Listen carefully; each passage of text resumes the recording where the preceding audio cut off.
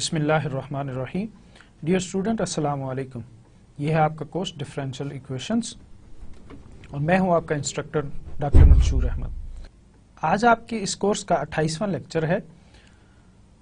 As usual हम देखेंगे कि लास्ट लेक्चर में हमने कौन से टॉपिक्स कवर किए। तो समरी रिकॉल में हमारे पास है जी, हमने प्रीवियस लेक्चर में सिस्टम ऑफ डिफरेंशियल इक्वेशंस के लिए, और ख्याल रहे कि वो system of differential equations first order differential equations का सिस्टम था। उसके लिए हमने देखा कि इनिशियल वैल्यू प्रॉब्लम्स क्या होती हैं और उसकी शेप क्या होती है, किस तरह से उसमें जो इनिशियल कंडीशंस कैसे अपीयर होती हैं या कैसे लिखते हैं, और सिस्टम को overall along with the system along with the initial conditions किस तरह से रिप्रेजेंट करते हैं। इसके बाद हमने existence and uniqueness theorem for the initial value problems पढ़ा। तो उसमें बेसिकली एक शर्त थी जो मेन उसमें रिक्वायरमेंट थी कि दैट वाज कि हमारे पास जो कोफिशिएंट मैट्रिक्स है AT और जो f ऑफ t था वो क्या हो, उसमें जो एंट्रीज हैं वो कंटिन्यूस फंक्शंस हों। तो फिर हमने कहा जी कि अगर ये शर्त पूरी हो तो उस इनिशियल वैल्यू प्रॉब्लम का यूनिक सॉल्यूशन एग्जिस्ट करता है उस इंटरवल पे जिस पे वो फंक्शंस कंटिन्यूस हैं। या हम ये वैसे भी शुरू में से ही जानते हैं कि जब भी हम सॉल्यूशन की बात कर रहे होते हैं तो उसमें इंटरवल ऑफ b उसकी भी बात कर रहे होते हैं जहां वो सॉल्यूशन एग्जिस्ट करता है। नेक्स्ट हमने फिर देखा जी कि सुपरपोजिशन प्रिंसिपल क्या होता है, और ये जो सुपरपोजिशन प्रिंसिपल था ये किसके लिए था, homogeneous system of linear equations के लिए था कि अगर हमारे पास x1 x2 xn जो हैं ये सॉल्यूशन वेक्टर्स हैं of A system of first order differential equation, तो हमने कहा जी कि इनका लीनियर कॉम्बिनेशन जो है वो भी क्या होता है, सॉल्यूशन होता है। उसके बाद फिर जनाब हमने लीनियर इंडिपेंडेंस और डिपेंडेंस की बात की। हमें पता है कि हम जब लीनियर डिपेंडेंस इंडिपेंडेंस की बात करते हैं तो उसमें जो कोफिशिएंट्स होते हैं, अगर वो कोफिशिएंट्स जो हैं बेसिकली हम लीनियर कॉम्बिनेशन कंसीडर करते हैं, उसको 0 के इक्वल रखते हैं। अब जो कोफिशिएंट्स हम अननोन कोफिशिएंट्स होते हैं उनको डिटरमिन करते हैं, अगर वो सारे के सारे 0 हों तो कहते हैं सिस्टम लीनियरली इंडिपेंडेंट है, और अगर उनमें एक भी नॉन 0 हो तो हम कहते हैं सिस्टम क्या है, लीनियरली डिपेंडेंट है। तो यहां सिस्टम ऑफ इक्वेशंस के लिए हमने फिर रॉन्स्कियन का कॉन्सेप्ट भी पढ़ा। तो उसमें क्या था जी कि हम बेसिकली देखना चाह रहे होते हैं कि वो जो सॉल्यूशन वेक्टर्स हैं जिन्हें हम नॉर्मली क्या कहा था हमने, x1 x2 xn, ये सॉल्यूशंस वेक्टर्स आया लीनियरली इंडिपेंडेंट हैं या डिपेंडेंट हैं। तो इंडिपेंडेंस चेक करने के लिए हमारे पास रॉन्स्कियन होता है। हम जनाब रॉन्स्कियन कैलकुलेट करते हैं। रॉन्स्कियन अगर नॉन 0 हो तो हम कहते हैं जी वो जो सेट ऑफ वेक्टर्स या सॉल्यूशन वेक्टर्स हैं वो क्या है, लीनियरली इंडिपेंडेंट हैं। तो एक नोट चीज हमने की कि हम जस्ट क्या करते हैं, वो जो सेट ऑफ वेक्टर्स हमारे पास होते हैं उनको एक कॉलम वाइज ऐसे तरतीब में रख लेते हैं, डिटर्मिनेंट बनाते हैं, उस डिटर्मिनेंट को ओपन करते हैं और वो नॉन 0 हो तो हम कहते हैं लीनियरली इंडिपेंडेंट है जो सॉल्यूशन वेक्टर्स हैं। इसमें खास बात ये थी कि जब सिस्टम ऑफ इक्वेशंस में बात कर रहे होते हैं रॉन्स्कियन की तो उसमें डेरिवेटिव्स या डिफरेंशिएशन इन्वॉल्व नहीं होती, जस्ट वेक्टर्स की एंट्रीज का डिटर्मिनेंट होता है और उस डिटर्मिनेंट का जो बी एक्सपेंशन होता है या उसकी वैल्यू होती है उसके मुताबिक हम फिर डिसीजन लेते हैं कि whether the solution vectors are linearly independent और डिपेंडेंट। फिर हमने इसमें वो फंडामेंटल सेट ऑफ सॉल्यूशंस की भी बात की और जनरल सॉल्यूशन की भी बात की कि फंडामेंटल सेट ऑफ सॉल्यूशन में क्या रिक्वायरमेंट होती है कि अगर कोई सेट ऑफ सॉल्यूशंस है जो लीनियरली इंडिपेंडेंट है तो that forms a fundamental set of solution for that system of equations. इसी तरह हमने बात की ये जितनी बातें ऊपर रॉन्स्कियन समेत की हमने ये होमोजीनियस सिस्टम के लिए की थी। तो फिर हमने नॉन होमोजीनियस सिस्टम की भी बात की। फिर हमने नॉन होमोजीनियस सिस्टम की भी बात की और हमने कहा कि जो कम्प्लीमेंट्री जो इसका सोल्यूशन होता है वो दो पार्ट्स पे मुश्तमिल होता है, एक है कम्प्लीमेंट्री फंक्शन और दूसरा है पर्टिकुलर इंटीग्रल। तो इन दोनों का सम जो है वो मिलके तो इसका जनरल सोल्यूशन बनाता है। हमने उसके सिलसिले में कुछ एग्जांपल्स भी की जिसमें हमने एक फंक्शन को या एक वेक्टर को हमने जो है वो पर्टिकुलर इंटीग्रल के तौर पे वेरीफाई भी किया। तो ये चंद चीजें ब्रीफली आपको बताई गई जो हमने प्रीवियस लेक्चर में डिस्कस की थी। मैं यहाँ अगले लेक्चर स्टार्ट करने से पहले आपको बताना चाहूंगा कि नेक्स्ट लेक्चर भी homogeneous system of differential equations पे ही कंसंट्रेट करेगा। ताहम यहाँ हम एक और चीज यहाँ इंट्रोड्यूस करने जा रहे हैं। ये लेक्चर थोड़ा सा मुश्किल है, पर्टिकुलरली इसका जो आखिरी पार्ट होगा उसमें सॉल्यूशंस लिखना सीखेंगे हम। ये थोड़ा सा मुश्किल इस सेंस में है, एक बात तो ये कि इसमें आइगन वैल्यू आइगन वेक्टर का कंसेप्ट आएगा। तो मैं फिर से अज्यूम कर रहा हूँ, मैंने पिछले लेक्चर में भी बात की थी कि मैं अज्यूम कर रहे हैं कि आपने लीनियर अलजेब्रा का कोर्स पढ़ा हुआ है और आप आइगन वैल्यू आइगन वेक्टर के कंसेप्ट से वाकिफ हैं। आइगन वैल्यू क्या होती है, आइगन वेक्टर क्या होता है, और फिर अगर हमें आइगन वैल्यू पता हो तो हम आइगन वेक्टर उसके करस्पॉन्डिंग कैसे फाइंड करते हैं। अगर हमारे पास एक जो है क्या करना चाहिए जी कि मैट्रिक्स हो तो उसकी हम आइगन वैल्यूज कैसे फाइंड करते हैं, कैरेक्टरिस्टिक इक्वेशन क्या होती है और कैरेक्टरिस्टिक्स पॉलिनोमियल क्या होती है। आई होप कि आप इन सब कंसेप्ट से वाकिफ होंगे। अगर वाकिफ नहीं हैं या भूल गए हैं तो मैं आपसे ये गुजारिश करूंगा कि आप इस बारे में पे थोड़ा सा मताला कर लीजिए। लीनियर अलजेब्रा की बुक जो आपने पढ़ी है अपने कोर्स में उसको थोड़ा सा रिवाइज कर लें कि इसमें किस तरह से ये काम करते हैं, तो आपको ये फिर लेक्चर बहुत आसान लगेगा।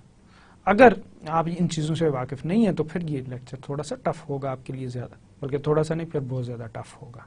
ठीक है जी। तो इन चंद गुजारिशात के बाद अब मैं अपने आज के लेक्चर की तरफ आ रहा हूं।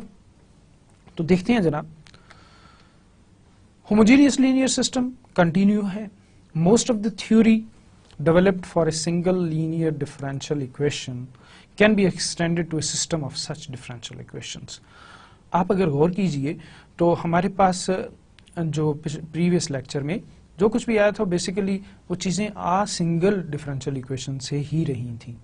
ठीक है ना।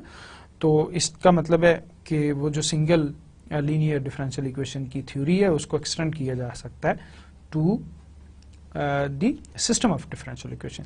The extension is not entirely obvious. However, using the notation and some ideas of matrix algebra discussed in the previous lectures, most effectively carry it out. Therefore, in the present lecture or in the present, we will learn to solve the homogeneous linear system of linear differential equations with real constant coefficients। अभी जो हम बात करने जा रहे हैं हमारे पास जो होंगे क्या, होमोजीनियस सिस्टम होंगे, लीनियर डिफरेंशियल इक्वेशंस होंगी और इसके कांस्टेंट रियल कोफिशिएंट्स होंगे। आपको याद है ना, आपने सिंगल इक्वेशन भी पढ़ी है विद कांस्टेंट कोफिशिएंट्स, फिर आपने वेरिएबल कोफिशिएंट्स के साथ भी सिंगल इक्वेशन पढ़ी है। तो यहाँ अभी जो लेक्चर है इसमें जो सिस्टम्स हम डिस्कस करने जा रहे हैं उसमें क्या है जी, कोफिशिएंट्स रियल कांस्टेंट कोफिशिएंट्स हैं।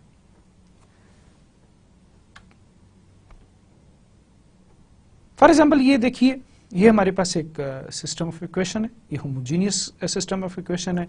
इन the matrix form we can write this system like this. ये हमारे पास है जी। ठीक है। If we suppose x is equal to x y तो we can write x dash is equal to 1533x। तो इसका मतलब है हम अगर सिस्टम को हमने इस तरह से डिनोट कर लिया, x dash is equal to 1353 and x। आपको याद होगा कि हमने पिछले लेक्चर में भी ये एग्जांपल डिस्कस की थी। ताहम यहाँ एक पर्पज है इसके डिस्कस करने का दोबारा, तो हम थोड़ी देर में देखते हैं वो क्या पर्पज है। Now x1 and x2 denote the vectors like this. ठीक है, हम क्या कर रहे हैं जी, वेरीफाई कर रहे हैं क्या ये इसके सॉल्यूशंस हैं। तो x1 डैश जो है हमारे पास ये होगा, x2 डैश ये होगा। ax1 अगर हम कैलकुलेट करें तो ये हमारे पास आता है, ये वेक्टर आएगा, और ये ax1 is equal to -2 e raise पर -2 और 2 e रेज़ पर -2x। तो ये आप देखें, तो ये देखें ये वाला वेक्टर और ये x1 डैश, इसका मतलब है कि ये x1 जो है सॉल्यूशन है इस सिस्टम का। इसी तरह हम x2 को वेरीफाई कर सकते हैं कि that is a solution of this system. Hence, x1, x2 are solutions of the homogeneous system of differential equations x dash ax. Further, हम ये भी जानते हैं, ये पहले भी हमने कैलकुलेट किया कि Wronskian अगर इनका कैलकुलेट करें तो that is 8 e raised by 40 which is non-zero for all t belonging to R. Thus, the solutions are solution vectors. x1 and x2 are linearly independent. Hence, these vectors form a fundamental set of solutions on -infinity to infinity. Therefore, the general solution of the system is this: x is equal to c1 x1 plus c2 x2. ये general solution आ गया जी हमारे पास। अब हम जनाब कुछ चीजें note करने जा रहे हैं, देखते हैं क्या जी। Each of the solution vectors, क्या जी, x1 plus x2 are of the form this, कि e raised to power lambda t इस शक्ल में, देखे ना, ये दोनों सॉल्यूशंस इस शक्ल में है। ठीक होगी बात, where k1 and k2 are constants, ये k1 k2 की शक्ल में है। The question arises whether we can always find a solution of a homogeneous system x dash ax where A is the n by n matrix of constants of the form this: x is equal to k1 k2 kn e raised per lambda t is equal to k times e raised per lambda t. For the homogeneous linear first order system, कि क्या हमेशा हम इस तरह की solution find कर सकते हैं कि वो इस तरह लिखे जाएं, कैसे जी, x के e power lambda t। Okay, तो इसके लिए हमारे पास अब एक नया कॉन्सेप्ट है। अगर हम ऐसा लिख सकें किसी सॉल्यूशन को, या इस तरह के जो सॉल्यूशंस होते हैं, सपोज हमारे पास एक सॉल्यूशन आया है, वो इस शक्ल का है, x is equal to k1 k2 kn e raised per lambda t is equal to k e raised per lambda t is a solution of this system. इसका मतलब where A is an n by n matrix of constants, then dx by dt is equal to k times lambda e raised to power lambda t. अब जनाब हम क्या करते हैं, substituting this last equation in the homogeneous system. ये जो है ना होमोजेनियस सिस्टम, ये तो इसमें सब्स्टिट्यूट कर दें आप। क्या आया हमारे पास, dx by dt lambda e raised to power k times lambda e raised पर lambda t। तो ये सब्स्टिट्यूट किया लेफ्ट साइड पे। इसका मतलब है इससे मैं लिख सकता हूं a into k e raised to power lambda t। देखिए, यानी ये x की जगह पुट कर दिया, ये देखिए ना x ये था, बेसिकली ये था हमारे पास x dash is equal to ax। ठीक है, मैं जरा दोबारा आपके लिए कर देता हूं। तो x डैश हमारे पास क्या आया, k times lambda e raise पर लैम्डा t, और इधर हमारे पास क्या आया जी, a और ये k टाइम्स e रेज पर लैम्डा t। इसका मतलब है इसको अब मैं लिख सकता हूं a के is equal to k times lambda, और लैम्डा टाइम्स k, यूं लिखते हैं नॉर्मली। ठीक हो गया जी। तो इसका मतलब है ये जो चीज है ये यहां से आ गई। ठीक, अब जनाब r इसको हम यूं भी लिख सकते हैं कि गोया हमारे पास क्या था जी, a k is equal to k times are lambda times k, तो इसको इधर ले आए ना, तो a k माइनस देखिए लैम्डा के। अब इस तरह नहीं हम इसे लिख सकते, आपने लीनियर अलजेब्रा में भी ये बात पढ़ी है कि a के माइनस लैम्डा आई क्या है इंटू के, पहले कर लीजिए, इज इक्वल टू 0। आई क्या है जी, आई आप जानते हैं आइडेंटिटी मैट्रिक्स है, तो इसको मैं अब लिख सकता हूं इस फॉर्म में।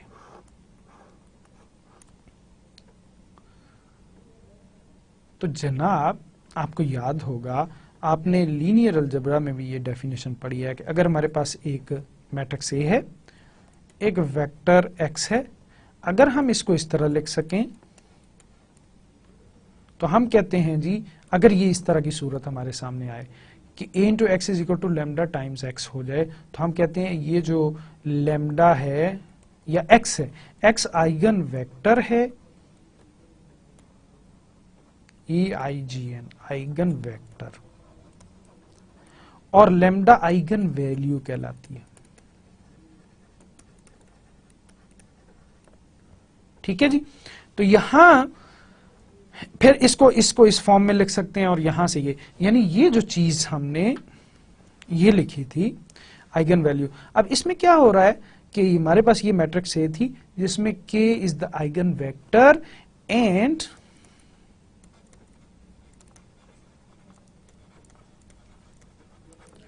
और इस लैम्डा को क्या कहेंगे, आइगन वैल्यू corresponding to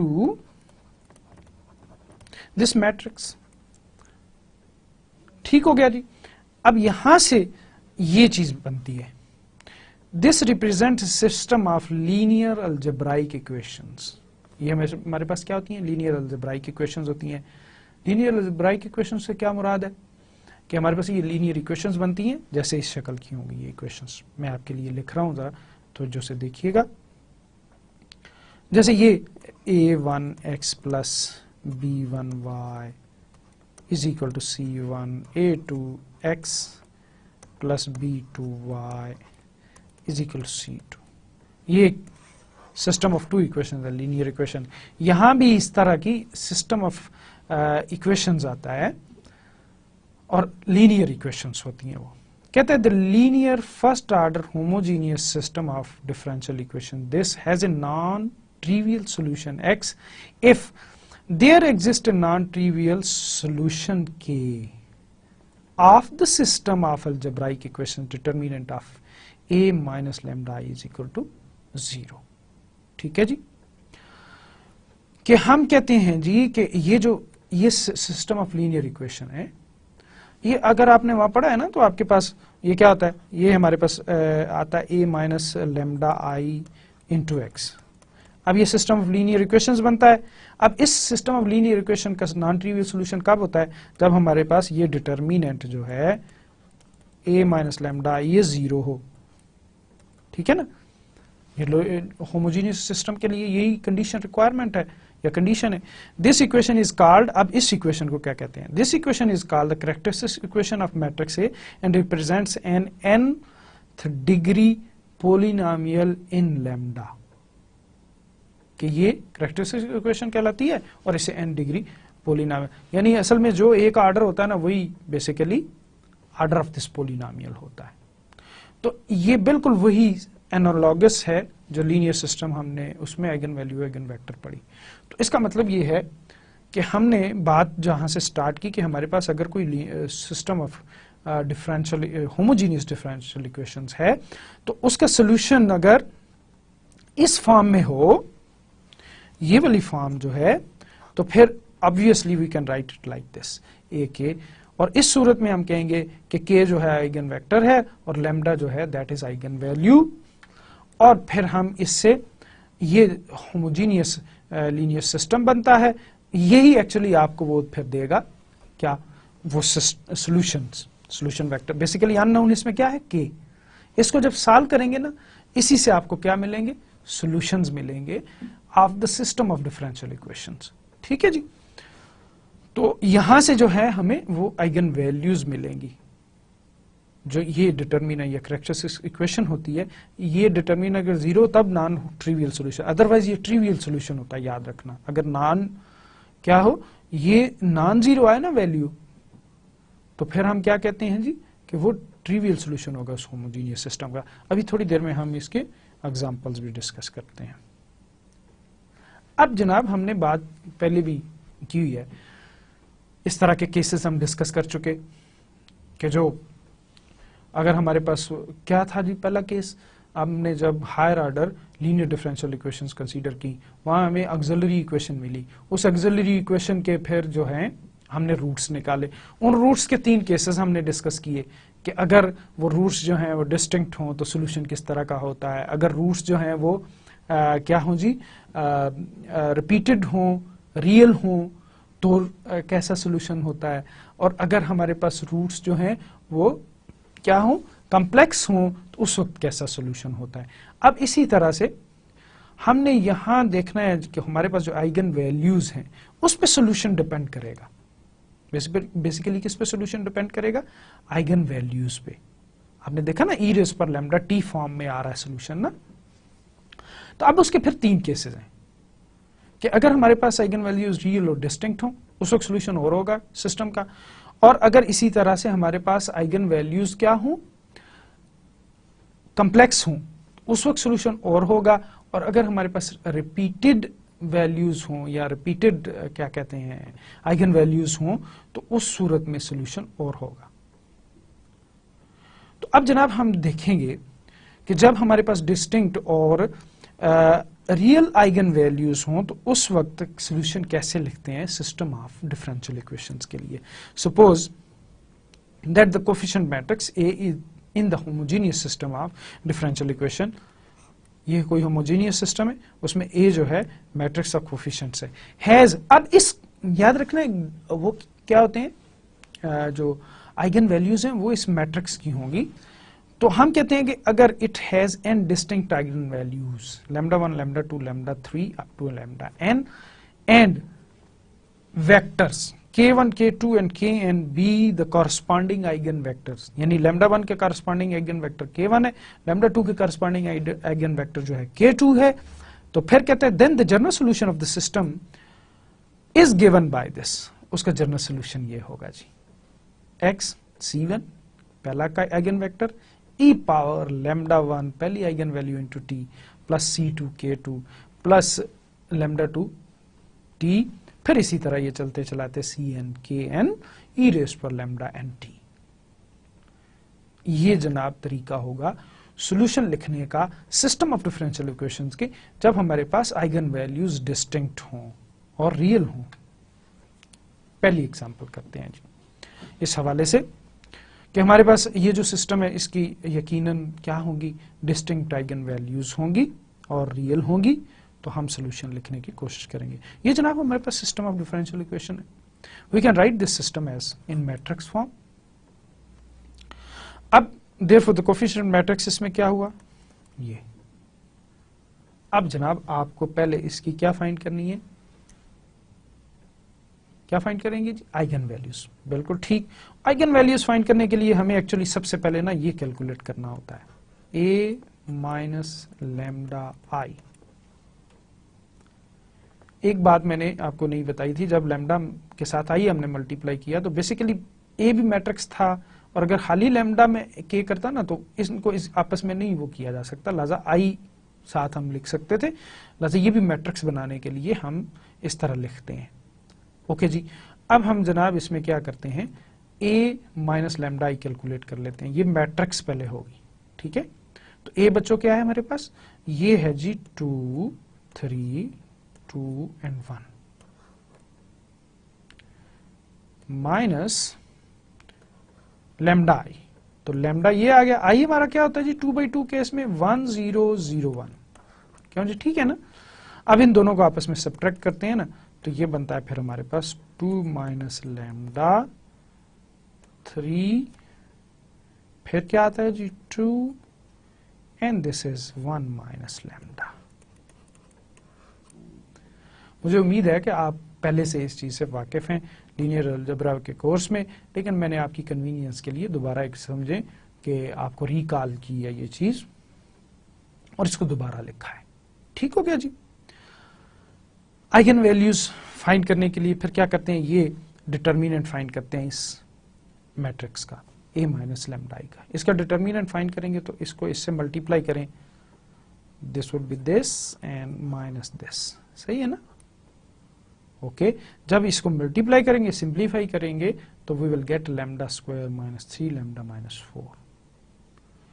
इसका मतलब therefore the characteristic equation is, इसको 0 रख लीजिए तो this will be a characteristic equation. Okay इसको जनाब फैक्टराइज किया जा सकता है और ये बनता है lambda plus 1 into lambda minus 4 is equal to 0। This implies lambda is equal to minus 1 and 4। ठीक, हमारे पास इसका मतलब है दो आइगन वैल्यूज आई हैं, -1 और 4। ये देख लीजिए कि ये दोनों वैल्यूज क्या हैं, रियल भी हैं और डिस्टिंक्ट भी हैं, अलग अलग हैं दोनों। ठीक होगी बात। इसका मतलब ये हुआ therefore roots of the characteristic equation are real and distinct and so are the eigen values। इसका मतलब उसकी corresponding जो eigen values भी आएंगी ना वो भी distinct होंगी। Okay for lambda is equal to, अब पता क्या करना है, जब आपने फाइंड कर लेनी है क्या आइगन वैल्यूज, अब उनके करस्पॉन्डिंग आपने आइगन वेक्टर्स फाइंड करने हैं। ठीक है जी। तो कैसे होंगे जी वो आइगन वेक्टर्स, जब लैम्डा की वैल्यू -1 हो, पहली वैल्यू को कंसीडर कर रहे हैं तो a माइनस लैम्डा आई के, बेसिकली हमें ये सिस्टम ऑफ इक्वेशन सॉल्व करना होता है, linear equation, to find the lambda eigen vectors. Okay अब k यहां आप एज्यूम करेंगे कि ये वेक्टर है बेसिकली k1 k2, क्योंकि ये 2x2 का मैट्रिक्स है ना, ये 2x2 का सिस्टम है तो उसमें दो ही जाहिर है आइगन वैल्यू जो वैल्यूज होंगी। ओके अब जनाब आप देखिए a माइनस लैम्डा आई को हमने यूं लिख लिया, इसमें भी वापस रख सकते हैं, यहाँ भी से भी पता चल जाता है, लैम्डा की जगह -1 रखेंगे ना तो ये 2 + 1 हो जाएगा, 3 2 1 + 1 एंड k1 k2। इसका मतलब ये हुआ कि a माइनस लैम्डा इंटू के हमारे पास ये हो गया 3 k1 + 3 k2 2 k1 + 2 k2।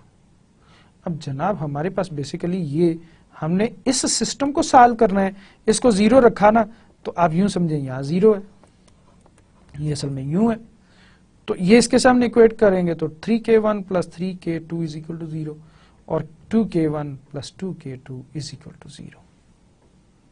ठीक हो गया जी। अब जनाब हम देखते हैं, तो हमारे पास ये जो सारी कैलकुलेशन है ये हम पिछले पेज पे देख चुके, तो हम जनाब ये करते हैं, these two equations are no different and represents the equation this.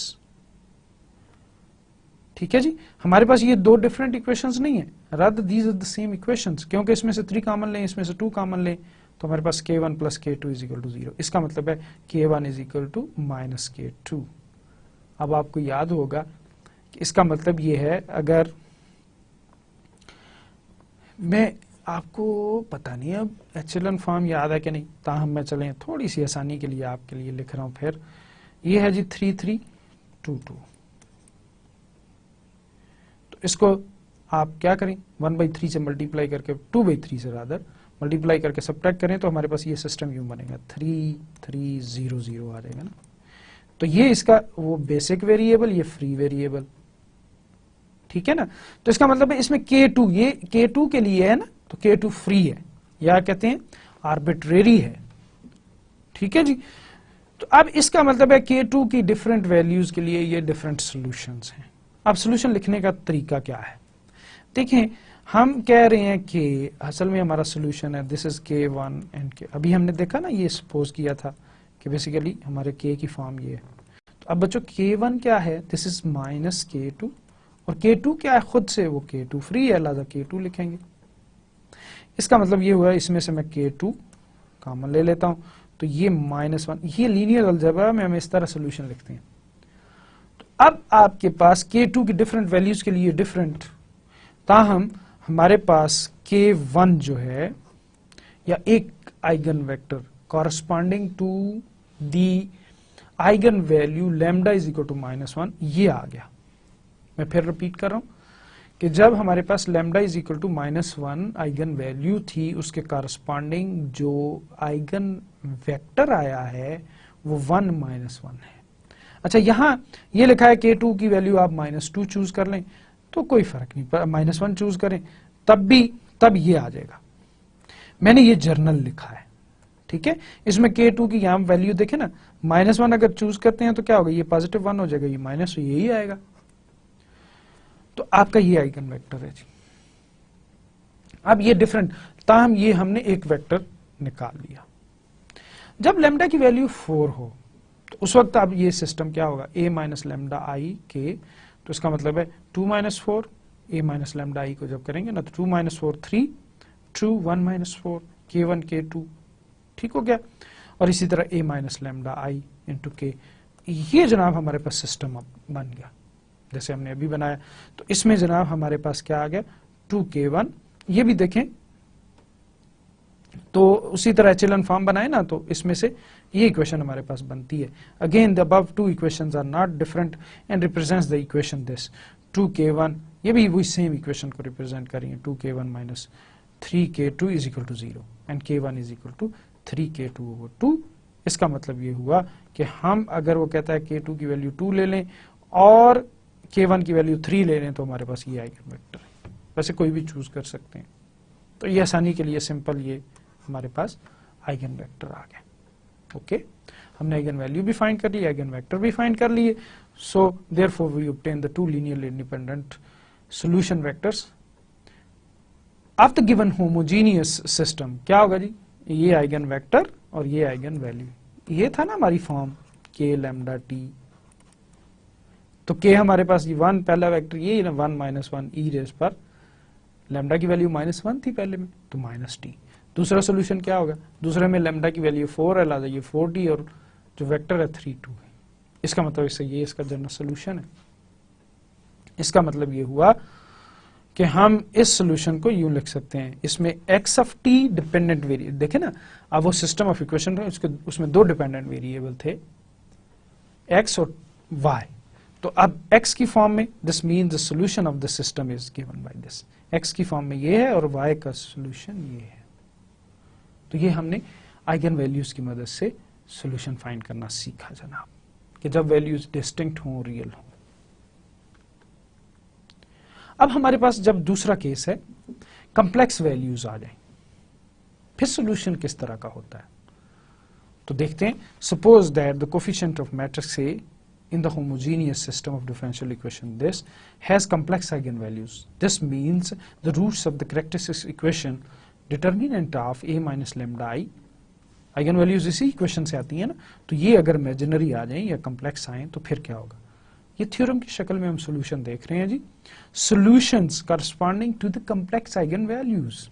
Suppose that k is the eigenvector corresponding to the complex eigenvalue lambda 1 alpha plus iota beta, where alpha beta are real numbers।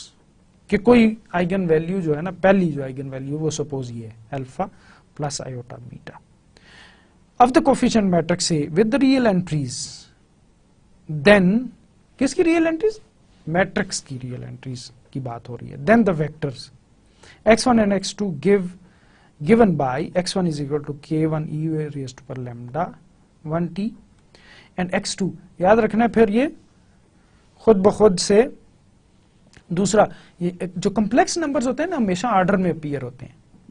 अगर हमारे पास for example हम कह रहे हैं x plus iota beta एक complex number है, तो x alpha minus iota beta automatically दूसरा नंबर, उसको कॉम्प्लेक्स कॉन्जुगेट भी कहते हैं इसको, ठीक है। कॉम्प्लेक्स कॉन्जुगेट क्या होता है कि अगर हमारे पास ये नंबर है, सपोज एक कॉम्प्लेक्स नंबर है, तो उसमें क्या करते हैं, आयोटा की जगह माइनस आयोटा रिप्लेस कर, that give you the complex conjugate. तो ये यही बता रहा है कि अगर हमारे पास k जो था वो क्या है, आइगन वेक्टर है corresponding to this, rather we can say that k1 है ना, k1 ज्यादा कन्वीनियंट है। तो इसका मतलब ये हुआ कि उस सूरत में x1 क्या होगा, सोल्यूशन जो होगा k1 टाइम्स, हमने इसी शक्ल के सोल्यूशन देखे हैं ना, और x2 क्या होगा, k1 का कॉम्प्लेक्स कॉन्जुगेट और लैम्डा जो आइगन वैल्यू उसका complex conjugate. Are the solutions of the homogeneous system. तो इसका मतलब उस सूरत में ये होंगे solutions of the homogeneous system. जनाब हम एग्जांपल कंसीडर कर रहे हैं। Consider the following example. ये हमारे पास सिस्टम ऑफ इक्वेशन है, this can be written in the matrix form as. इसमें ए हमारे पास ये हो गया जी, सही है। अब जनाब देखते हैं, ए हमारा ये मैट्रिक्स है, ए माइनस लैम्डा आई कैलकुलेट किया, उसका डिटर्मिनेंट कैलकुलेट किया, दिस इज 0, उसको 0 रखते हैं ना, ओके। जब हम इसको, अब ये डिटर्मिनेंट खोल रहे हैं, ये लेफ्ट साइड पे ये डिटर्मिनेंट खोल गया हमारे पास, ठीक है जी। This into this minus plus हो जाएगा, प्लस 5 इज इक्वल टू 0। ये बन जाता है lambda square minus 10 lambda plus 29, ठीक। अब जनाब ये क्वाड्रेटिक इक्वेशन है, फैक्टराइज कर नहीं सकते, तो हम जब अप्लाई करेंगे क्या इस पे क्वाड्रेटिक फार्मूला, तो we will have these two complex values are complex roots of this equation. तो लैम्डा 1 हमारे पास 5 प्लस 2 आयोटा आ जाएगा, लैम्डा 2 इज 5 माइनस 2 आयोटा आ गया, ओके। हमारे पास कॉम्प्लेक्स वैल्यूज हैं जी। जब लैम्डा 1 जो है 5 प्लस 2 आयोटा है, तो वो must solve the system this. कौन सा system? a minus lambda I into के, दिस इज इक्वल टू 0। इस सिस्टम को सॉल्व करना होता है, ओके। यहां से बेसिकली ये सिस्टम बन जाता है। मैं आपकी आसानी के लिए इसे थोड़ा सा एलैबोरेट कर देता हूं ताकि ये जो इक्वेशन आई ना आपको समझ आ जाए। तो ए हमारे पास क्या था जी? ए था हमारे पास, मैं जरा कंफर्म कर लूं, 6 माइनस 1 5 4, 6 माइनस 1 5 एंड 4, ठीक। और लैम्डा क्या है इस वक्त? लैम्डा है जी माइनस आई से मल्टीप्लाई कर देना लैम्डा को, तो ये बनेगा 5 plus 2 iota, this is 0 and 0 and this is 5 plus 2 iota. और अब अगर मैं इसको करूं ना सिंप्लीफाई, और इधर के भी है जी, अगर वो सिस्टम बनाना चाहे ना तो के इज इक्वल टू 0, ये ठीक है जी, ये वाला जी, ओके। तो ये बनेगा मेरे पास 6 माइनस 5 माइनस 2 आयोटा, ठीक है। और this minus 1, this is minus 1, और फिर हमारे पास क्या बनेगा जी? 5 minus 0 is 5 and this is 4 minus 5 minus 2 iota n into k, okay. तो अब आप देख सकते हैं ये बनता है 1 माइनस 2 आयोटा, ठीक। This is minus 1 and this is 5 and this is 4 minus, ना इसको क्या है, minus 1 minus 2 iota, this would be minus 1 minus 2 iota. हाँ जी, ये जनाब,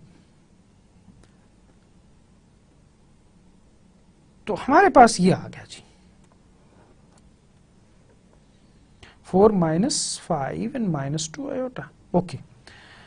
तो जब हम देखते हैं तो ये जो इक्वेशन है इससे हम ये इंप्लाई कर सकते हैं, ये सिस्टम अब हमारे पास ये बन गया, ठीक है।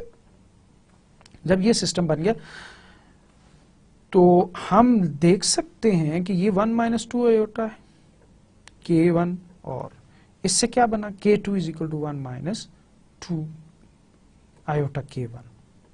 Therefore, it follows that after we have chooses K1 is equal to 1 and K2 is equal to 1 minus 2 iota, ये जब हम choose करें तो so that one can have this vector, यानी इसमें बेसिकली इसमें फिर वही करना होता है, आप इसको एलिमिनेट करेंगे या ये जो है बेसिकली कॉम्प्लेक्स कॉन्जुगेट है ना एक दूसरे के, ठीक है। और यहां जनाब हम अगर इनको सिंप्लीफाई करें ना, बेहतर तो ये होता है कि इसकी ऑगमेंटेड मैट्रिक्स बनाएं, वो ये बनती है, ये बनी ना, ठीक है। तो इसको आप एचेलन फॉर्म की मदद से करें तो वो बड़ी आसानी से फिर फौरी तौर पे बात क्लियर हो जाती है, ठीक है जी। ताहम इसको जनाब एक इक्वेशन की सूरत में यूं लिख दिया 1 माइनस K1 माइनस K2, यानी पहली इक्वेशन कंसीडर कर ली, इसको K2 इज इक्वल टू इस तरह लिखा, इसमें K1 K2 की ये वैल्यूज चूज की, और इस तरह हमें, अब K1 आर्बिट्रेरी है ना, K1 की कोई वैल्यू रख सकते हैं, K2 would be this, okay. अब जनाब क्या करते हैं हम, कि ये K1 आ गया किसके करस्पॉन्डिंग, लैम्डा 1 के करस्पॉन्डिंग।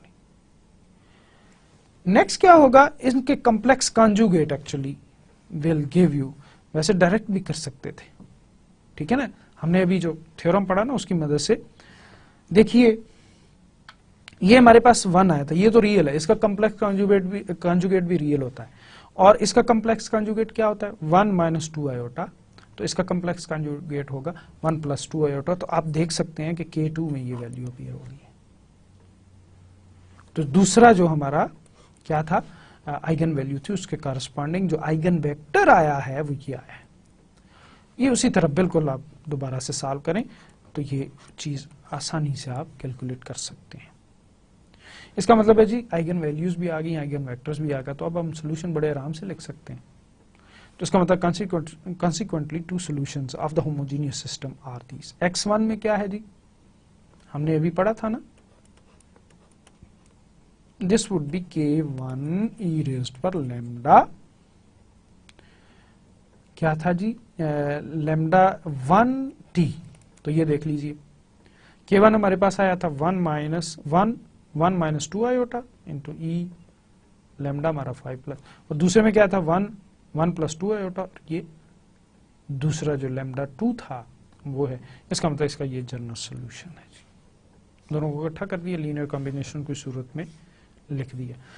अब जनाब एक इंपॉर्टेंट पॉइंट नोट करना है हमें, the entries in K2 corresponds to lambda 2 are the conjugates of the entries in K1 corresponding to lambda 1. Further, lambda 2 is conjugate of lambda 1. Therefore, we can write this as, इसको simply यूं भी लिख सकते हैं कि lambda 2 is complex conjugate of lambda 1 and K2 is complex conjugate of K2। ये मैंने बात आपको थोड़ी देर पहले बताई भी है।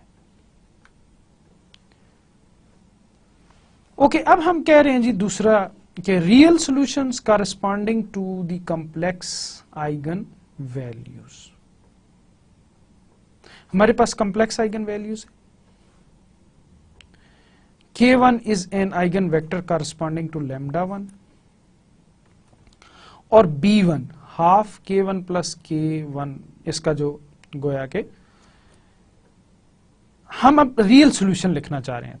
तो इन दोनों को B1 हमने लिखा है हाफ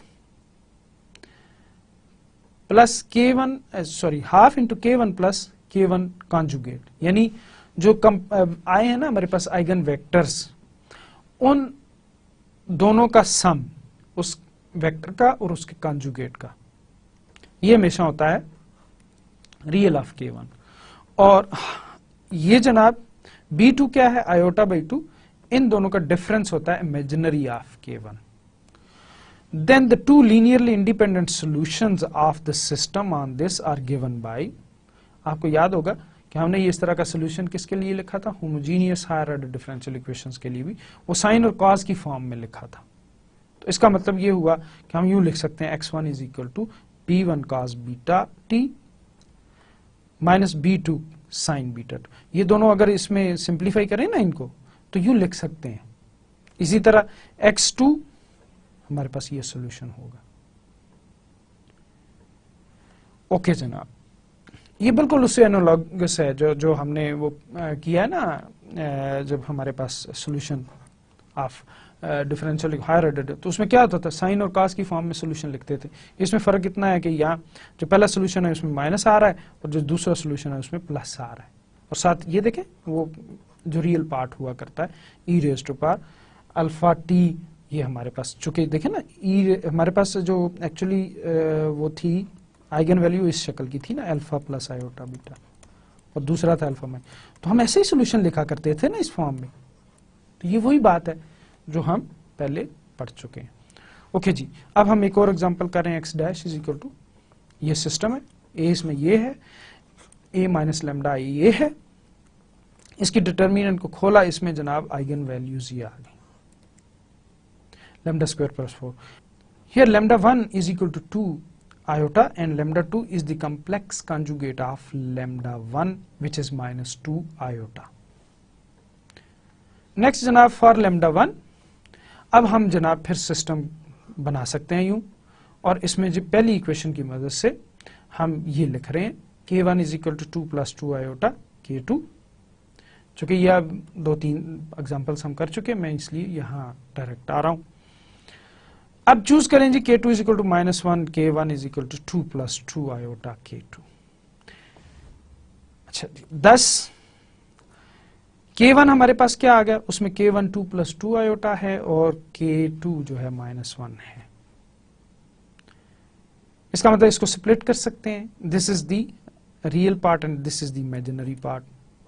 इसका मतलब b1 जो है that is the real part of k1 2 और b2 is the imaginary part of k2। ठीक हो गया, जैसे हमने अभी थोड़ी देर पहले देखे ना, इसको हमने रियल पार्ट को b1 कहा था और वो ये है, इसमें रियल पार्ट ये होता है, ये भी इमेजिनरी पार्ट होता है। ठीक है, तो k1 का इमेजिनरी पार्ट ये है। ओके, अब जनाब हम करते हैं, क्योंकि इसके अंदर अल्फा तो अपीयर ही नहीं हुआ, यानी इसमें जनरल फॉर्म तो ये है, तो ये क्या था 2 आयोटा, इसका मतलब अल्फा इसमें 0 है और बीटा इसमें 2 है।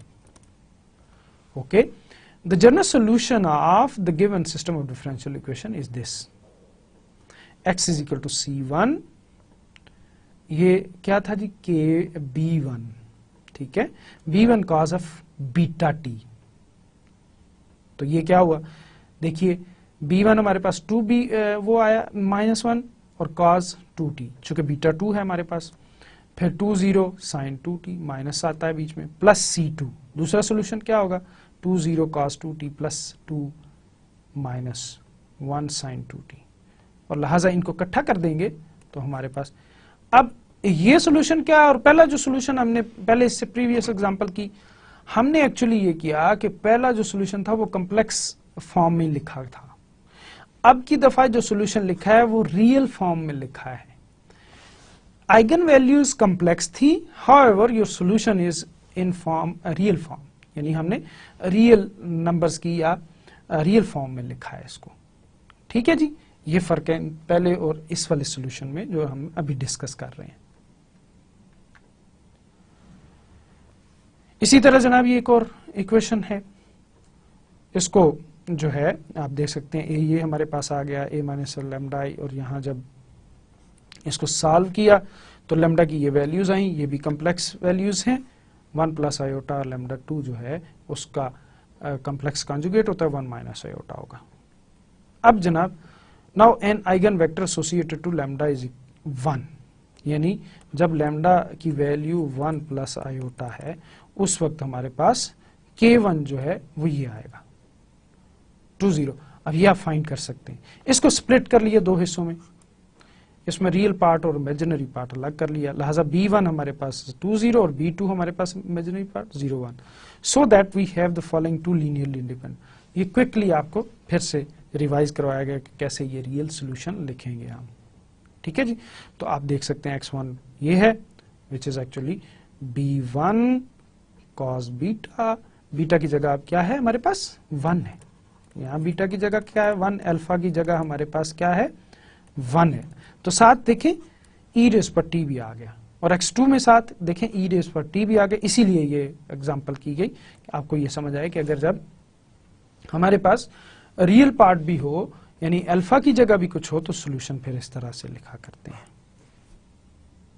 ठीक है जनाब, तो इसके बाद हम देखते हैं जी तीसरी बात, real and repeated eigen values हो, रियल हो बट रिपीटेड आइगन वैल्यूज हो। तो उससे पहले हम के देखें, हम एक कंसेप्ट पढ़ते हैं मल्टीप्लिसिटी का, कि suppose m is the positive integer and lambda minus lambda 1 raised power n is a factor of the characteristics equation this. Further, suppose that lambda minus lambda 1 m plus 1 is not a factor of the characteristics equation, then number lambda 1 is said to be an eigenvalue of the coefficient matrix of multiplicity m. सादा सी बात आपको बता देता हूँ तो आपको फौरन समझ आ जाएगी। ये तो टिपिकल डेफिनेशन थी, अगर हम कोई जो है किसी मैट्रिक्स की आइगन वैल्यूज निकालें तो सपोज वो ये आ गई वैल्यूज, एक आ गई 1, एक आ गई 1, एक आ गई 3, एक आ गई 2 सपोज, तो इसमें हमारे पास 4 आइगन वैल्यूज हैं। इसमें 1 जो है वो आइगन वैल्यू, इसकी मल्टीप्लिसिटी 2 है कि ये 2 दफा अपीयर हुई है, ये 3 आइगन वैल्यू, इसकी मल्टीप्लिसिटी 1 है, और ये जो 2 आइगन वैल्यू है इसकी मल्टीप्लिसिटी 1 है। तो उम्मीद है आपको मल्टीप्लिसिटी कि यानी कोई आइगन वैल्यू जितनी दफा रिपीट हो रही हो वो उसकी मल्टीप्लिसिटी होती है। अब हम इसके सॉल्यूशन पे बात करते हैं। जब रिपीटेड वैल्यूज हों तो उस वक्त कैसे सॉल्यूशन लिखते हैं। ठीक है जी, हम कंसीडर कर रहे हैं जी यही homogeneous system. Suppose the coefficient matrix has an eigen value of multiplicity m, कि इसमें m दफा कोई आइगन वैल्यू रिपीट हुई है। There are 2 possibilities of the existence of the eigen vectors corresponding to this repeated eigen value. अब देखिए eigen value तो एक है, वो रिपीट हुई है कितनी दफा, m टाइम्स। अब जब हम एक आइगन वैल्यू कंसीडर करते हैं तो अब उस सूरत में 2 पॉसिबिलिटीज हो सकती हैं। क्या? For n by n coefficient matrix से it may be possible to find m linearly independent eigen vectors, कि हमें m ही एक आइगन वैल्यू हम जब कंसीडर कर रहे हैं, सपोज कोई भी हो, lambda is equal to lambda 1 है सपोज, तो इसके करस्पॉन्डिंग हमें कितने वेक्टर्स मिल जाए, m लीनियरली इंडिपेंडेंट वेक्टर्स मिल जाए, वेयर m इज लेस और इक्वल टू n। ये मल्टीप्लिसिटी हमेशा जो है वो टोटल नंबर ऑफ से कम ही होगी ना, डेफिनेटली उससे या इक्वल हो सकती है, उससे ज्यादा तो नहीं हो सकती। इन दिस केस अगर वो डिस्टिंक्ट आइगन वेक्टर्स आ जाएं फिर काम आसान है, फिर आपका सोल्यूशन ये होगा सीधा सा। मैं फिर रिपीट कर रहा हूं कि अगर हमारे पास पहली पॉसिबिलिटी ये है कि अगर रिपीटेड वैल्यूज हैं, suppose lambda is equal to lambda 1 जो है m टाइम्स रिपीट हुआ है, lambda 1 lambda 1 lambda 1 m values आ गई हैं, आइगन वैल्यूज, इसके करस्पॉन्डिंग आपने आइगन वेक्टर्स फाइंड करने हैं। अगर इसके corresponding m linearly independent vectors आ जाएं तो इसका मतलब है उस सूरत में सॉल्यूशन लिखना या जनरल सॉल्यूशन जो होगा that will be this of this form, जैसे हमने डिस्टिंक्ट आइगन वेक्टर्स की सूरत में लिखा था। वो कैसे लिखेंगे, c1 k1 e रेज़ पर lambda 1t, c2 k2 e raise पर लैम्डा 1t, चूंकि ये रिपीट हो रहा है ना लैम्डा 1, तो हर दफा आप देखें लैम्डा 1 ही अपीयर हो रहा है। अब ठीक है जी, तो ये हमारा उस सूरत में तो मामला आसान है। लेकिन अगर ये मामला दूसरा हो कि वो डिस्टिंक्ट आइगन वेक्टर्स ना आए m, तो फिर और सूरत होती है, उस पर बाद में हम बात करते हैं। ये देखिए, if there is only one eigen vector corresponding to the eigenvalue lambda 1 of the multiplicity m, then m linearly independent solution of the form would be this, कि आप पहले से स्टार्ट करेंगे, आपका पहला सोल्यूशन तो ये होगा k11 e lambda 1t, दूसरा सोल्यूशन आपका ये होगा k21 e lambda 1t plus k2 e lambda 1t, और mth सोल्यूशन आपका ये होगा km1 tm minus 1 divided by m minus 1 factorial, फिर इसी तरह t power m minus 2 divided by this. आपको याद होगा कि हम जब जो है रिपीटेड रूट्स के लिए सिंगल इक्वेशन होमोजीनियस इक्वेशन का सॉल्यूशन लिखते थे तो साथ वो इंडिपेंडेंट वेरिएबल मल्टीप्लाई करते जाते थे, तो ये वही बात है कि आप फिर इस फॉर्म में सॉल्यूशन लिखेंगे। थोड़ा सा मुश्किल कॉन्सेप्ट है, अभी हम एग्जांपल्स के थ्रू जो है इसको वेरीफाई करेंगे। वेयर द कॉलम वेक्टर्स के आई जे कैन ऑलवेज बी फाउंड, ये असल में क्या है, वो आइगन वेक्टर्स होंगे जो हम फाइंड करेंगे। अब हम बात करें कि अगर हमारे पास मल्टीप्लिसिटी सिर्फ 2, वो तो जनरल बात हो गई थी, m जब टाइम्स कोई वो रिपीट हो रहा है तो उस वक्त क्या होगा, और अब अगर 2 ही हो, we begin with considering the system of differential equations x dash is equal to ax in which the coefficient matrix a has an eigen value lambda 1 of multiplicity 2, then there are 2 possibilities whether we can find the 2 linearly independent. अब वही बात है, अगर हमारे पास 2 repeated values थी, एक value के corresponding अगर 2 आइगन वेक्टर्स आ जाते हैं तो अब मामला आसान है, हम जनरल सॉल्यूशन बड़ा स्ट्रेट फॉरवर्ड लिख सकते हैं। और अगर ऐसा नहीं होता तो हमारे पास जो सिंगल वैल्यू आएगी ना आइगन वैल्यू, उसके लिए हम फिर सॉल्यूशन लिख कहते हैं the case of the possibility of us being able to find the 2 linearly independent, यानी अगर एक ही आइगन वेक्टर आता है तो फिर हम दो वेक्टर फाइंड करने के काबिल हैं। In this case the general solution of the system contains the linear system, कि अगर उसके दो वेक्टर्स इस तरह से आ जाते हैं k1 k2, तो हमारे पास ये जो है उसका क्या होगा जी, जनरल सोल्यूशन होगा।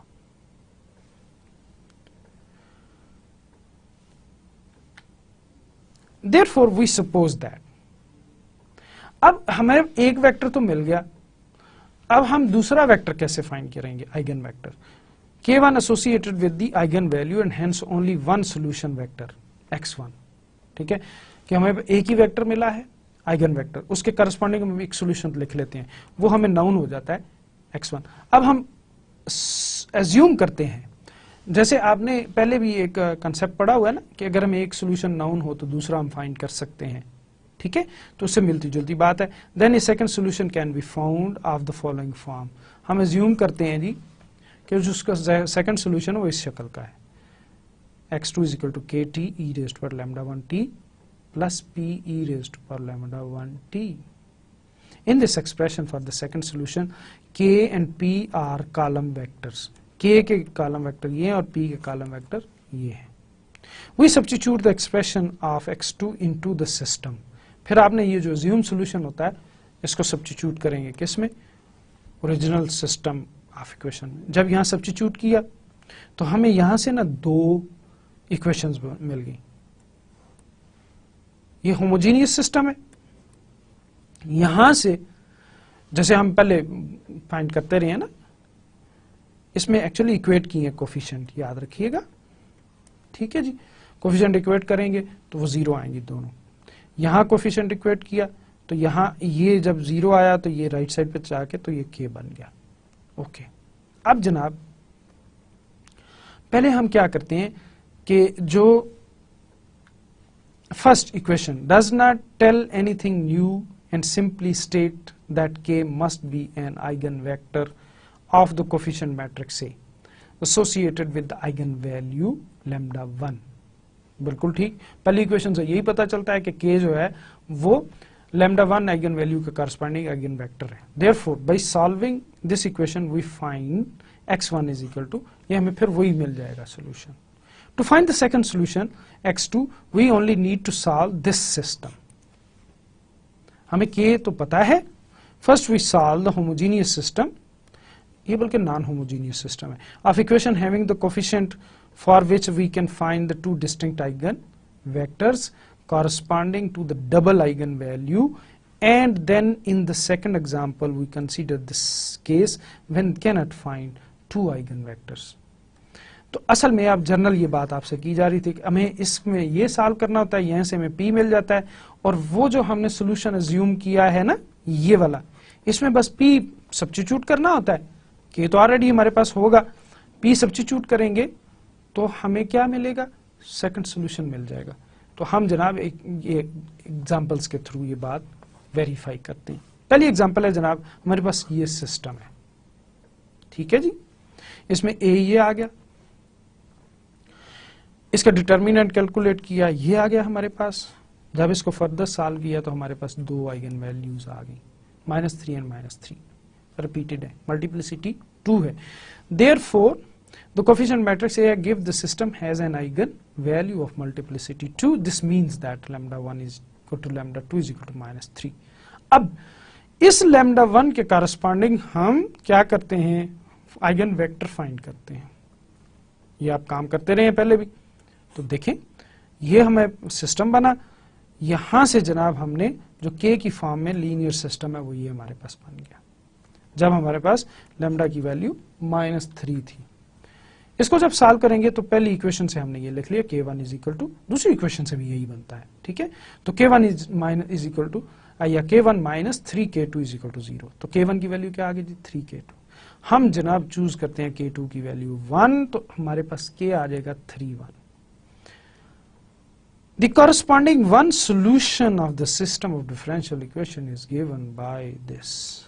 अब यहां देखिए, हमने जब एक वैल्यू जो लैम्डा थी या आइगन वैल्यू थी लैम्डा इज इक्वल टू -3, उसके करस्पॉन्डिंग कितने आइगन वेक्टर आए हैं जी, 1 आ गया, ठीक।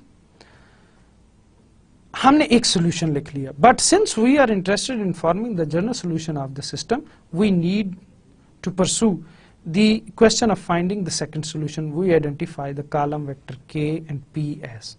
k को हम यूं कहते हैं, ये p हमने अननोन है, ये हमें k तो मालूम है ना, हमने अभी फाइंड किया. p हमें अननोन है, p1 p2 हम उसके कंपोनेंट एज्यूम कर रहे हैं.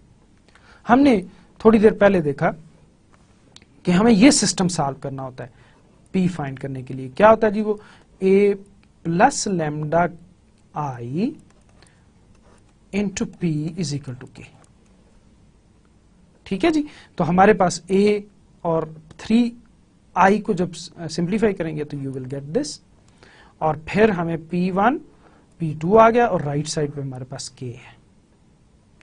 ओके जी, ये नॉन होमोजीनियस सिस्टम आ गया हमारे पास. 6p1 minus 18p2 3, 2p1 minus 6p2 is equal to 1. इसको जनाब सिंप्लीफाई करें तो हमारे पास 2p1 माइनस 6p2 ये आ जाता है. p2 is equal to minus 1 minus 2p1 over 6. अब इसका मतलब ये हुआ, therefore the number p1 can be chosen arbitrarily. इसमें p1 जो है वो आर्बिट्रेरी है p2 की वैल्यू. तो p1 की वैल्यू दीजिए, different values, you will get the different values of p2. तो so we have an infinite number of choices for p1 and p2. However, if we choose p1 is equal to 1, we find that p2 is equal to 1 by 6. Similarly, if we choose the value of p1 is equal to 1 by 2 and p2 is equal to, hence the column vector p is given by, आप ये भी लिख सकते हैं, ये भी लिख सकते हैं, दोनों में से कोई भी वैल्यू ले सकते हैं. 1 by 2 0. तो p हमारा ये आ गया जनाब. इसका मतलब है जब p आ गया तो हमने सोल्यूशन कैसे अज्यूम किया था, x2 is equal to k times t e raised to minus 3t and p e raised to power, ये आपने सॉल्यूशन इसी शक्ल का अज्यूम किया था. सो हमारा x2 ये आ गया जी. तो x क्या हुआ, c1 x1 प्लस c2. तो ये जनरल सॉल्यूशन है जनाब. थोड़ा सा टफ है, लेकिन आप प्रैक्टिस करेंगे, मेहनत करेंगे तो होपफुली कोई इशू नहीं होना चाहिए. दूसरी example, find the general solution of this system. 3x3 system है. ए हमारे पास ये आ गया, डिटर्मिनेंट ये आ गया. इसको सिंप्लीफाई करेंगे ना जी तो हमारे पास ये 4 minus lambda 4 minus lambda 4 minus lambda ये आ जाता है is minus 0 is equal to 0. यहां से लैम्डा की वैल्यू आ गई 3. काम भारी है जी ना, अब ठीक है ना. 3 वैल्यूज हैं, रिपीटेड वैल्यूज है, मल्टीप्लिसिटी. लैम्डा जब 4 उस वक्त a minus lambda I k is equal to 0. पहले हम ये सिस्टम सॉल्व करते हैं टू फाइंड k. जनाब जब हम इसको सिंप्लीफाई करते हैं तो हमारे पास ये सिस्टम आता है. इसका मतलब है सिस्टम ऑफ इक्वेशन ये होगा. यहां से स्ट्रेट फॉरवर्ड देखें तो k2 की वैल्यू इसकी वजह से 0 आ जाती है और यहां से k3 की वैल्यू 0 आ जाती है. और इसका मतलब ये हुआ कि k1 क्या है, दैट इज आर्बिट्रेरी. k1 क्या है, फ्री है, आर्बिट्रेरी है. इसका मतलब ये हुआ कि हमारे पास therefore the value of k1 is arbitrary. If we choose k1 is equal to 1, then eigenvector k is this. ठीक हो गया जी. Hence the first solution is this, k times e raised per lambda t. For the second solution हम क्या solve करते हैं, a minus lambda i p is equal to k. ये जनाब हमने फिर सिस्टम डेवलप किया. a माइनस लैम्डा आई की वैल्यू हमें पता है ये मैट्रिक्स ये बनती है, अभी हमने देखा p1. इसको भी जब सिस्टम ऑफ इक्वेशन में डालेंगे तो यहाँ से हमें p1 की वैल्यू 1 मिल जाएगी और p2 की देख सकते हैं सीधे सीधे, ये 0 है, ये p2 इज इक्वल टू 1 आ गया और यहाँ से p3 इज इक्वल टू 0 आ गया और p1 अगेन आर्बिट्रेरी है यहाँ पे. तो हमने p1 की वैल्यू ये जूम कर ली, नजर p की वैल्यू. तो अब इसका मतलब इसका सेकंड सोल्यूशन क्या हुआ, k t e रेज पर lambda t p e raise पर लैम्डा t. इसका मतलब ये हुआ कि x2 ये है सोल्यूशन हमारा. ठीक है ना जी. x2 भी आ गया. Finally for the third solution, चूंकि ये 3x3 इक्वेशन का सिस्टम था या इसमें 3 इक्वेशंस थी, चूंकि इसका जो मैट्रिक्स कोफिशिएंट मैट्रिक्स बना है 3x3 का, लिहाजा इसमें 3 सिस्टम इक्वेशन थी, लिहाजा हम क्या कर रहे हैं जी, एक और सोल्यूशन फाइंड करना पड़ेगा, और उसके लिए अब ये आपको सॉल्व करनी होगी इक्वेशन। अब Q अननोन है, P नोन है, जैसे वहां से K था ना, K को राइट पे रखा, P इधर रखा, अब Q यहां रखेंगे, P राइट पे रखेंगे, जो इंफॉर्मेशन आ गई उसको राइट पे रख के यूज करेंगे। तो Q को हमने अज्यूम किया है कि इसकी शक्ल ये है, Q1 Q2 and Q3। Okay जनाब, इसको जब हमने फिर उसी तरह a माइनस लैम्डा आई तो वही है, यहां से Q1 बिल्कुल उसी तरह, Q2 1 आ गया और Q3 भी 1 आ गया, इसका मतलब Q वेक्टर हमारे पास ये आ गया। अब जनाब तीनों सॉल्यूशंस मुकम्मल होने वाले हैं। x3 हमारे पास ये आ गया, सॉल्यूशन क्या होगा, k t square over 2 e raise पर lambda t plus P T E raise पर lambda t plus q e raise पर t। ये जो जनरल फॉर्म थी ना सॉल्यूशन की, जब हमने स्टार्ट किया ये, तो उसमें जनरल फॉर्म में ये आ रही थी, वो 2 ओवर 2 आ रहा है, 2 फैक्टोरियल अदर था तो वो 2 होता है, इसलिए इसी तरह से ये सॉल्यूशन है। तो ये जनाब इसमें देखें k की वैल्यू पुट कर दी, फिर t स्क्वायर बाई 2 आ गया, फिर p की वैल्यू पुट कर दी, और फिर इसी तरह q की, तो हमारे पास ये तीसरा सॉल्यूशन है। इन तीनों सॉल्यूशंस को ऐड अप कीजिए तो ये आपका जनरल सॉल्यूशन है। वहाँ वैल्यू रखी ना x1 x2 x3 की, तो हमें जनरल सॉल्यूशन मिल गया। तो जनाब लेक्चर मुश्किल है आज का, प्रैक्टिस करनी होगी, वरना जनाब इसमें एक चीज़ मैं इजाफा करना चाहूँगा, मैं फिर स्टार्ट में भी बात की, लीनियर अलजेब्रा के कंसेप्ट बहुत अच्छे होंगे तो तब आप फटाफट ये चीज़ें कर सकेंगे। ताहम अगर आप प्रैक्टिस करते हैं, इसको जो एग्जांपल सॉल्व की हैं पहले उनको कीजिए, फिर ये जो प्रैक्टिस प्रॉब्लम्स आपके लिए यहाँ नोट की गई हैं इनको सॉल्व कीजिए, तो hopefully there will be no issue. तो ज़्यादातर हम 3/3 तक ही रहेंगे, क्योंकि उससे आगे फिर बहुत लंबी कैलकुलेशन हो जाती है अगर हम 4/4 सिस्टम को सॉल्व करेंगे। तो आप इस हवाले से, इस कंसेप्ट के हवाले से ये ज़हन में रखिए कि 3/3 तक के लिए काफ़ी होगा आपके लिए। तो ये कुछ और प्रॉब्लम्स भी हैं, find the general solution of the given systems, इसको भी सॉल्व कीजिए और देखिए कि इनके सोल्यूशंस क्या हैं। आज के लेक्चर की समरी है जी, हमने आज homogeneous system of linear differential equations को कंसीडर किया, उसी को जारी रखा। आइगन वैल्यूज और आइगन वेक्टर्स क्या होते हैं ये हमने आज डेफिनेशन पे पढ़ी। Eigen values and eigen vectors क्या होते हैं हमने ये फिर डेफिनेशन आज पढ़ी, और अब इन आइगन वैल्यूज और आइगन वेक्टर्स की मदद से सिस्टम ऑफ डिफरेंशियल इक्वेशंस को सॉल्व करना सीखा। ठीक है जी। फिर इसमें 3 केसेस कंसीडर किए, जब हमारे पास रियल और डिस्टिंक्ट आइगन वैल्यूज हों उस वक्त सोल्यूशन किस तरह लिखते हैं, और फिर हमारे पास अगर आइगन वैल्यूज कम्प्लेक्स हों तो उस वक्त कम्प्लेक्स फॉर्म में कैसे सोल्यूशन लिखते हैं, और फिर रियल फॉर्म में कैसे सोल्यूशन लिखते हैं। फिर हमारे पास था जी कि हमारे पास अगर आइगन वैल्यूज रियल हों और रिपीटेड हों तो उस सूरत में सोल्यूशन कैसे लिखते हैं, और हमने फिर उसमें ये देखा कि अगर हमारे पास रिपीटेड रूट्स की सूरत में आइगन वैल्यूज या आइगन वेक्टर्स उतने ही आ जाते हैं जितनी हमारे पास आइगन वैल्यूज रिपीटेड हुई हैं, तो फिर तो जनरल सोल्यूशन लिखना आसान है। लेकिन अगर हमारे पास उतनी आइगन वैल्यूज नहीं आते, आइगन वेक्टर्स नहीं आते, तो उस सूरत में हमें क्या करना होता है कि फर्दर सेकंड सोल्यूशन फाइंड करना होता है, फिर third solution and so on. वो हमने एग्जांपल्स के जरिए अच्छी तरह एक्सप्लेन कर दिया। तो आज का लेक्चर इसके साथ ही इख्तिताम पजीर हुआ, इस दुआ के साथ कि अल्लाह हमें और आपको दुनिया व आखिरत की भलाइयाँ नसीब करे। इजाज़त दीजिए, अल्लाह हाफ़िज़।